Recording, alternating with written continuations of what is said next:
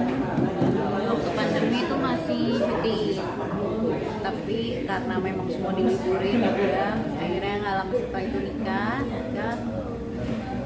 Sama masih boleh syuting, waktu itu hamil pun masih jalan syuting sampai akhirnya 6 bulan udah stop syuting, sampai akhirnya anak waktu itu sampai anak umur 5 bulan stripping tuh sekitar 3 bulan, cuman karena kita dapet tempatnya enak gitu, maksudnya kita syuting di situ dan dapat apartemen situ bisa bawa keluarga gitu, jadi aku nggak yang terlalu worry sama gimana anak nanti gini gitu, jadi masih bisa deket lah. Tapi kan setelah itu yang model kayak gitu agak susah ya nyarinya gitu, jadi ya udah sementara sekarang yang FTV aja dulu deh, tapi kan tetap balik lagi aku akan prioritasin anak karena bukan banyak permasalahan ya yang sekarang ini, misalnya tiba-tiba udah bisa syuting, ntar tiba-tiba aku hubungin manajer, aku nggak bisa syuting dulu nih, ternyata harus ganti babysitter gitu kan.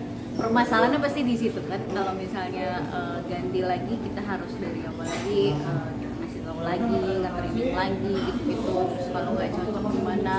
Jadi aku emang baru bisa ninggalin anak aku sampai yang benar-benar bisa nih ditinggal nih gitu. Walaupun dan di rumah itu memang harus ada aku nggak bakal ninggalin anakku sama babysitter berdua gitu.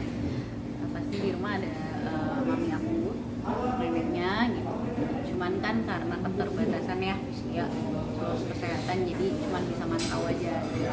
Jadi kalau misalnya aku lagi syuting nih, tiba-tiba ada kabar gimana itu, aku tuh langsung pecah pikirannya gitu di rumah.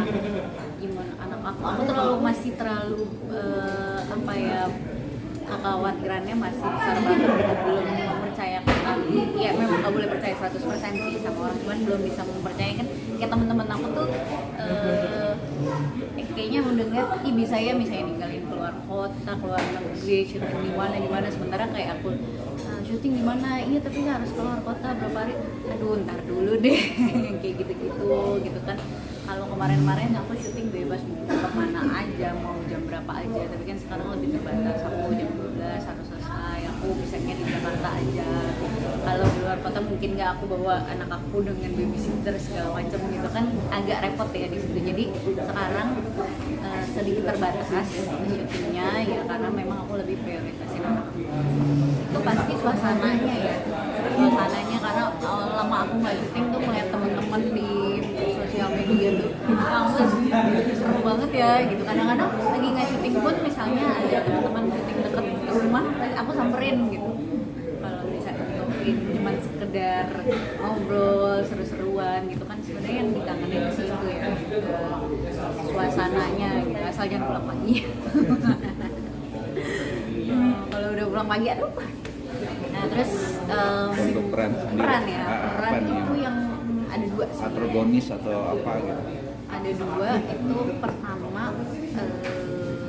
kayak orang psikonya itu bukan cuma psiko yang pernah psiko di sinetron FTV, cuman kan itu tidak mendalam ya. Kalau di situ aku pengen benar-benar psiko yang taruhlah misalnya film di Orphan itu kan yang kelihatannya dia anak kecil, lugu, manis, mana ternyata dia ujung-ujungnya memang seorang pembunuh kayak gitu-gitulah. Terus kedua tuh aku pengen banget action yang bener-bener kayak tembak-tembakan lah kayak gitu, cuman ya belum dapat sampai aja gitu.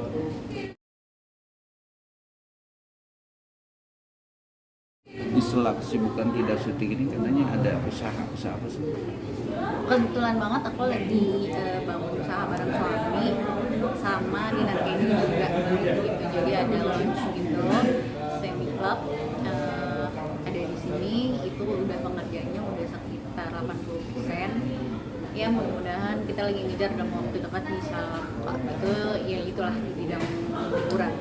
Pasti banget takutan, apalagi ini kan aku baru mau mulai gitu, walaupun suami itu kan memang udah lama ya di bidang bisnis hiburan, dan sini aku baru mau terjun bareng, ngerasain langsung gimana sih buka bisnis itu. Tiba-tiba kita tuh baru merekrut karyawan, tiba-tiba ada kabar seperti ini yang aku merasa sosialisasinya belum nyampe gitu kan, tiba-tiba kok ada kayak gini aja, tiba-tiba ada keputusan, tiba-tiba ntar ada penundaan lagi, ada apa lagi gitu. Jadi kayak masih ketakutan pasti ada gitu. Apalagi ya kabarnya 40-75% kan, itu kayak udah berat banget. Dan menurut aku itu juga bukan gini, itu bukan cuma ditunjukkan untuk pengusaha.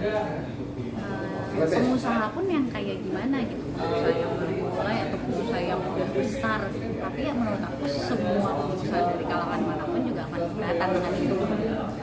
Terus ini tuh juga bukan cuman tujuannya ke pengusaha aja gitu, tapi ini efek dominonya panjang banget dan luas banget.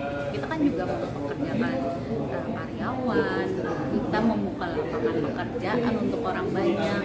Contoh misalnya kita itu kan di bidang hiburan, food and beverage, pasti kan ada namanya pembelanjaan, apapun gitu, dari makanan, minuman, segala macam. Itu kan juga bisa memperluas kita untuk belanja di pasar, untuk belanja di yang mencakup ke banyak pihak lah gitu. Kalau misalnya kita dengan ada pajak seperti itu, mau nggak mau, satu mungkin aja ada yang gaji diturunin atau apa namanya PHK ya gitu. PHK dan ini pasti bakal ada PHK massal. Itu kayaknya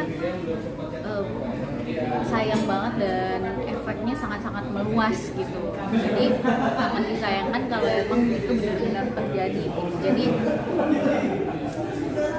pajak hiburan, pajak pariwisata itu juga bukan cuma untuk yang punya kafe, punya resto atau klub, spa, karaoke dan lain-lain. Itu kan masih banyak yang kayak bidang kita mau nonton olahraga, itu kan hiburan. Kita mau nonton konser, itu kan hiburan juga. Jadi ya kayaknya memang harus, menurut aku sih ya, kalau bisa dibatalkan gitu. Dan memang harus jangan sampai ini terjadi gitu, karena efeknya banyak banget. Dan Saksikan terus Rafis, more artis dan selebritis, bukan gosip tapi fakta.